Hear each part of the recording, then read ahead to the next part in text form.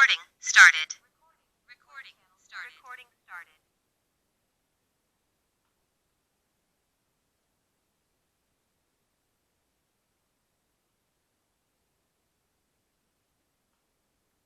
Recording started.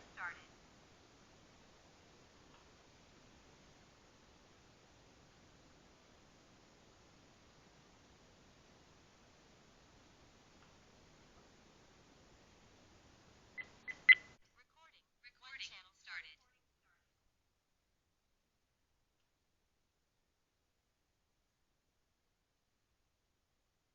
started.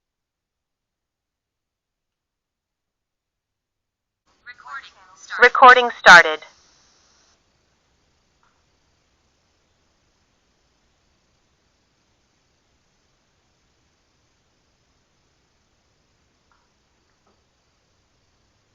Recording started.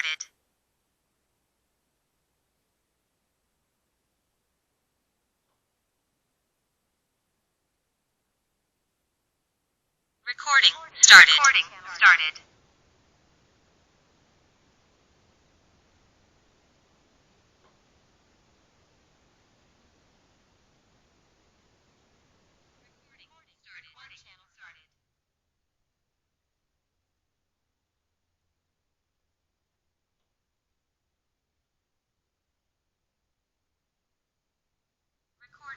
Recording started.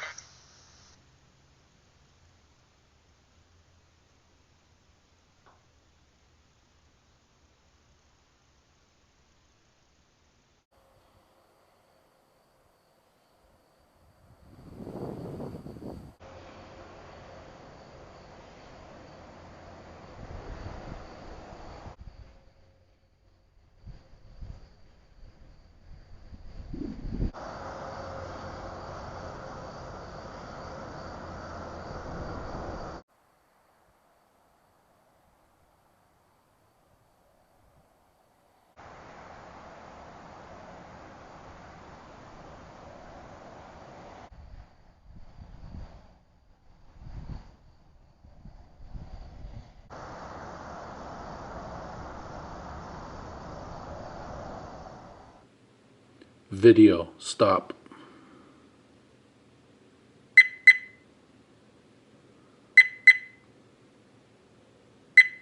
Video start.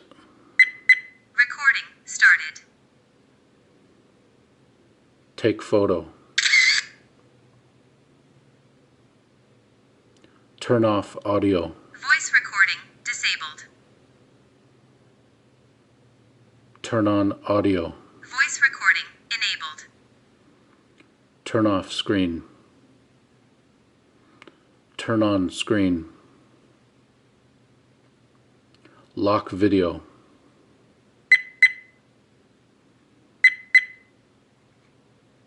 Video protected. Turn on Wi-Fi. Wi-Fi enabled.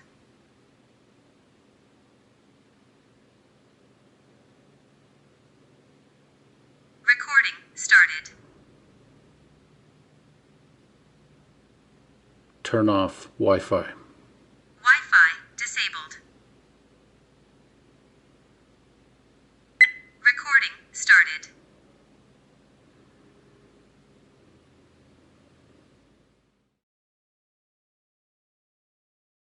Recording started.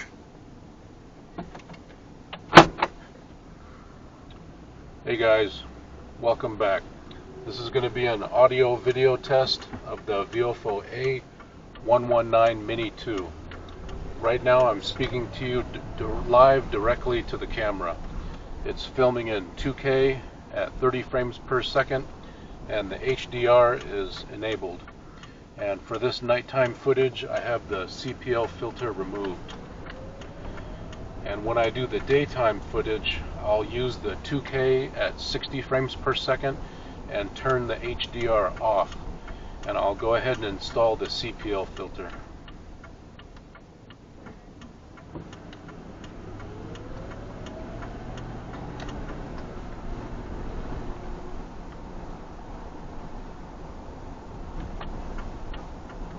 Recording started.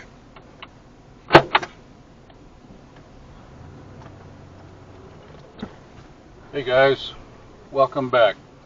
This is going to be an audio video sample of the VIOFO A119 Mini 2. Right now it's filming in 2K at 60 frames per second and the bit rate is set to high. And for this daytime footage I have the CPL filter installed.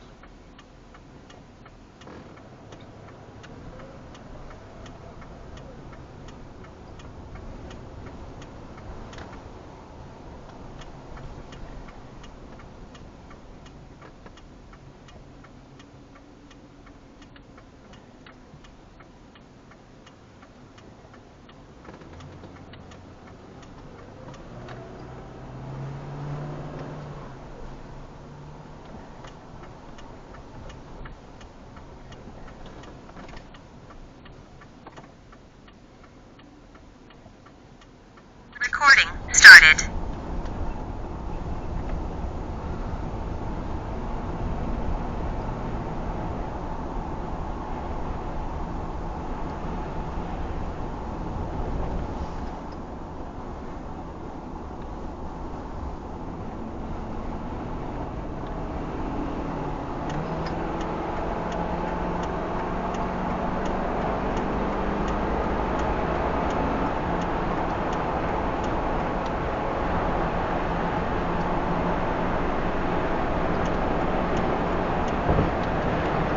Recording started.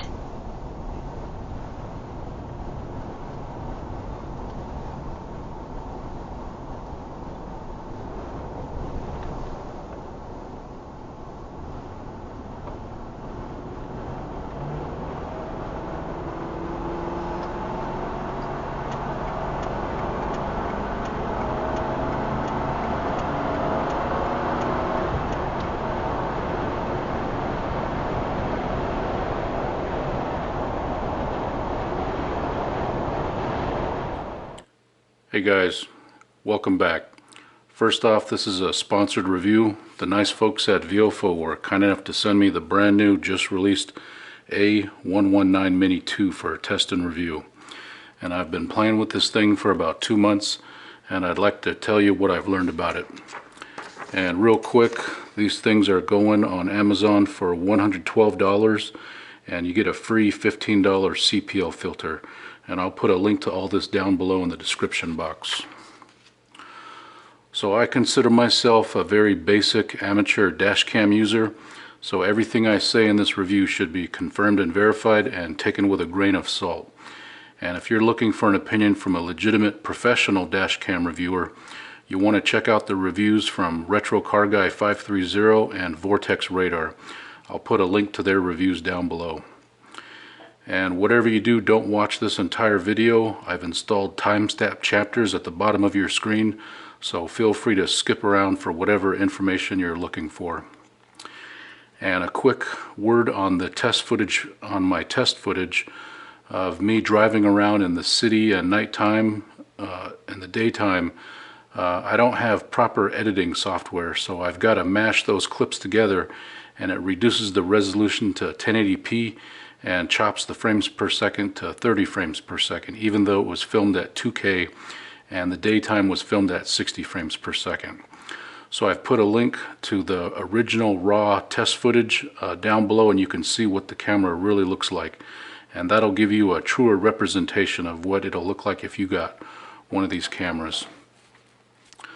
So what are the improvements of this Mini 2 versus the previous Gen 1 model that came out last year? Well, we get a STARVIS 2 sensor, which is the next generation of image sensor. It's kind of a big deal. It took them 6 years to come out with that, made by Sony Japan. And then we get voice commands, we get an upgraded heatsink, and they fixed the low audio volume level that was plagued with the Mini 1. I really didn't like that. So with this one, they were able to crank up the volume, and I'll call it adequate. It's not as good as the A229, but it's usable now. So what is STARVIS 2? What is this STARVIS 2 image sensor? Well, based on my testing, I'm seeing three things. I'm seeing improved low light sensitivity, I'm seeing less noise, and I'm seeing improved dynamic range. And if you want to see what I'm talking about, just click on those chapters down below. And during my HDR test, that's a pretty neat test because it shows what happens during a simulated license plate readability test, where I illuminate the license plate with a flashlight to simulate a car headlight.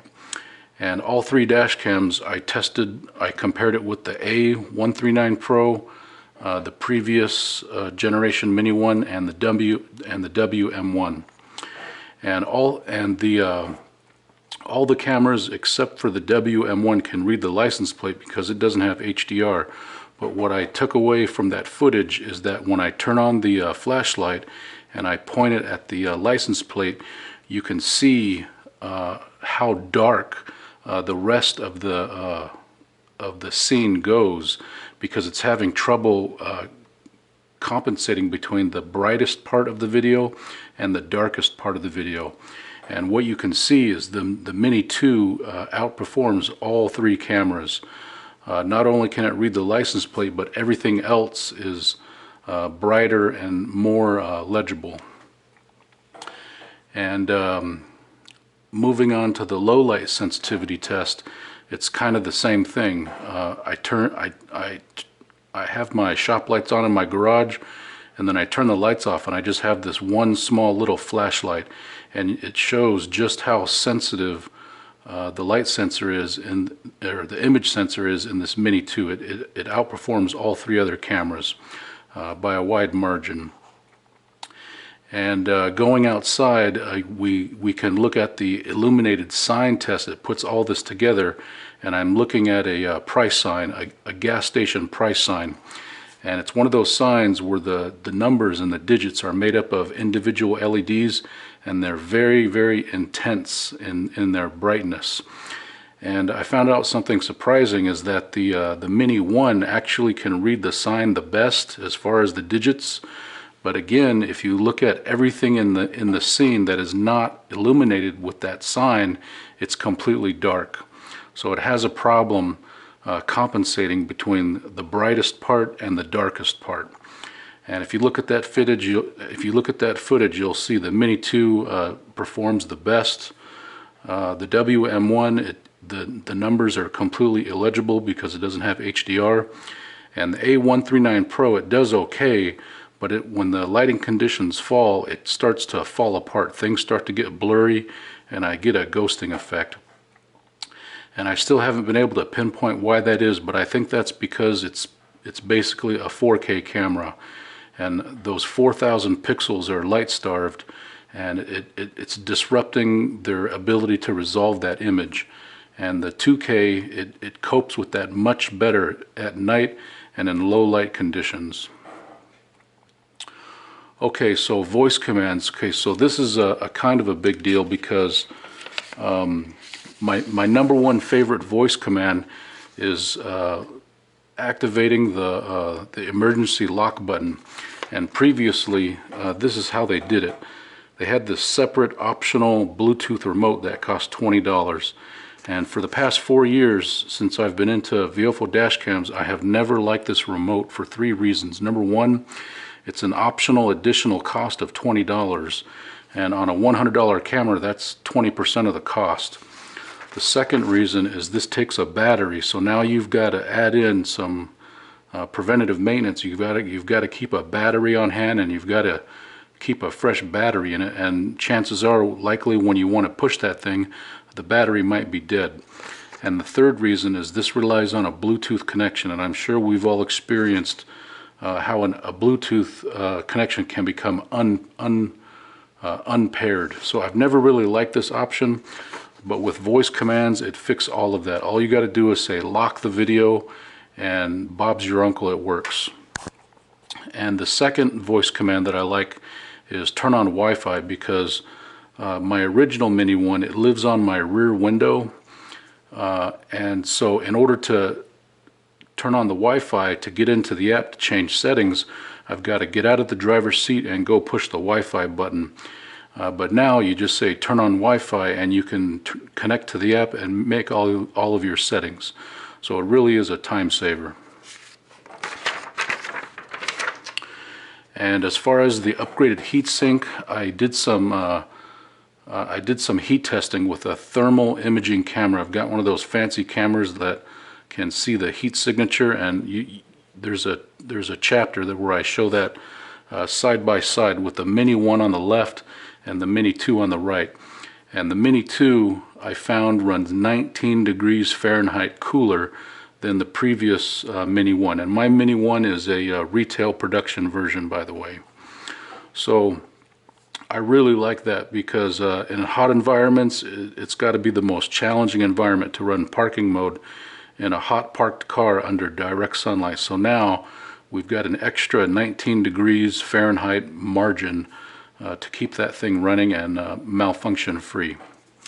And like I already mentioned, they fixed the low audio volume level with the Mini 2. Okay, so one other testing note is I want to talk about FOV or AOV, field of view or angle of view. And during my testing, all four of these cameras, I found that the Mini 1, the Mini 2, and the A119 Pro, they all have a listed specification of 140 degree viewing angle. And the WM1 has a 135 listed specification. And I found that to be somewhat different. What I found is that the Mini 1 is closer to 120 degrees. The Mini 2 is a true 140. The 139 Pro is closer to 160 degrees, and the WM1 same thing, 160. So why is this important, and why is it important that you understand if you want to read license plates? Well, when you've got the absolute widest angle of view or field of view, you're going to be capturing everything in the scene, and it's going to give you a lot of information. However, objects in that scene are going to appear much smaller. So when you have a narrower FOV, you're going to lose a little bit of information on the sides and the top, but what is in the screen is going to appear much larger. So it's going to be a lot easier to read license plates. Now, in theory, if you've got the wide angle with a 4K, you can zoom in and blow it up. But I think we all know what happens when you zoom in and blow up too much. It can make the image unreadable. So keep that in mind with FOV and AOV. And I filmed a comparison of that looking at the Chevron gas station overhang. You can really see the difference on that. And a quick word on power consumption. I wanted to know if what the difference was between the Mini 1 and the Mini 2, and basically for all intents and purposes they're identical. And what that means is in normal recording mode with the Wi-Fi off and screen off, it uses 240 milliamps at 12.6 volts, which is 3 watts. And in low bitrate parking mode, it drops it to 169 milliamps, which is only 2.1 watts. So if you're using something like an industry standard 96 watt-hour battery pack like the Black Box My Car PowerCell 8, it's going to run for 45 hours. So because it's a one channel, it's pretty good on power consumption. So if you're running two of them, I guess that would chop it down to 22.5 hours. Alright, let's head into pros and cons. So for pros, I'm going to say the number one pro is this brand new STARVIS 2 IMX675 image sensor. HDR that actually works well. I like the accurate colors. I do like the narrowish 140 FOV. I wish it was narrower like the original Mini 1. But 140 can't complain. I like the voice commands because it makes the Bluetooth remote really not needed anymore. I like the upgraded heatsink. I like that they fixed the low audio volume level by cranking up the volume. And keep in mind, I noticed that this camera with the new promotion and release, it's $23 cheaper than the original Mini 1 1 year ago, and that's because they're including the $15 CPL filter. And my last pro is VIOFO has industry-leading customer service, tech support, and firmware updates, and there's no cloud, no ADAS, and no AI. All right, now let's get into the cons. So my number 1 and number 2 cons have to do with the Hardwire kit and not including a SD card. So this camera is heavily advertised as having parking mode, but most users and most first-time users or most first-time buyers, they don't realize that in order to enable parking mode, you have to buy this optional additional cost of a Hardwire kit that costs $18. And it's really frustrating for a first-time user because they don't figure that out until after they've got the camera and they're trying to fight with it to get it into parking mode. So I would really like to see them include this in with all their cameras and then raise the price of the camera by 10 bucks. My second con is there's no included SD memory card in the camera. And you may find it that if you ever have a recording malfunction or some kind of problem and you reach out to tech support, customer service, or head over to the forum boards with a recording malfunction, the very first point of resistance you're going to meet is what SD card are you using.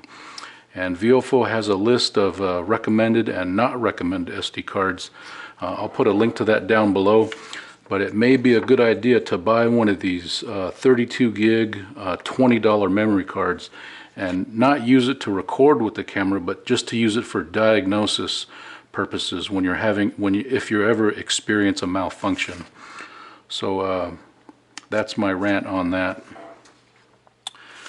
And my last con is the voice commands. They really do need, this is their first attempt at voice commands and it needs a little refinement. And I think they need to add a guard phrase and a beep confirmation similar to what Garmin has. They have the OK Garmin and then you tell it what to do.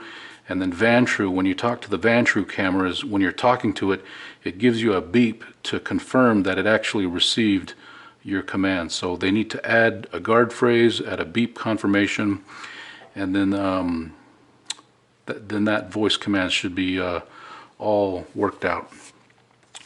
All right, now let's get into my wild claims of final thoughts. I'm going to say the Mini 2 has currently the best overall nighttime and low light image quality of any dash cam on the market, and it currently has the second best overall daytime image quality of any dash cam on the market, and that's because the A119 Pro is the best during the daytime.